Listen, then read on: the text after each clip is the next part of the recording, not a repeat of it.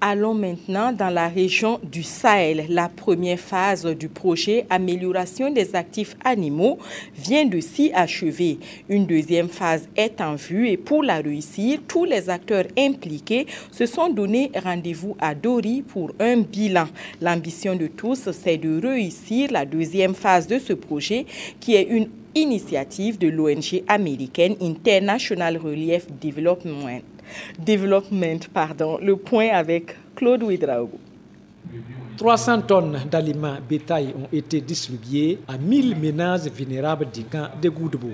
Avec une production fourragère sur 200 hectares par 400 ménages de la population haute, ce sont entre autres les principales activités qui ont été menées au cours de l'exécution de la première phase du projet Amélioration des actifs des animaux. Un bilan jugé satisfaisant selon les premiers responsables locaux du projet. On note une évolution positive des différents indicateurs du projet.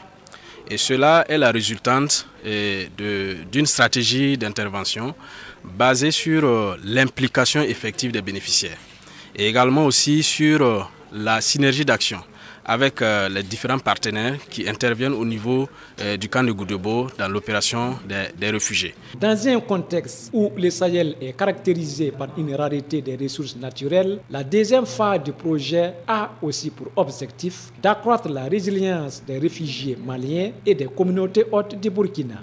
Presque la totalité des réfugiés sont des éleveurs. Donc, il est important pour nous de contribuer à la stabilité du cheptel animal des réfugiés. C'est leur principale source de revenus. Donc, pour non seulement gérer leur situation également au Burkina, mais éventuellement préparer un retour au Mali, pour nous, il est important de contribuer à la stabilité de leur cheptel dans le long terme. Cette initiative de l'ONG américaine IRD a bénéficié d'un financement du Bureau des populations, des réfugiés et des migrations du gouvernement américain à hauteur de 250 millions de francs CFA.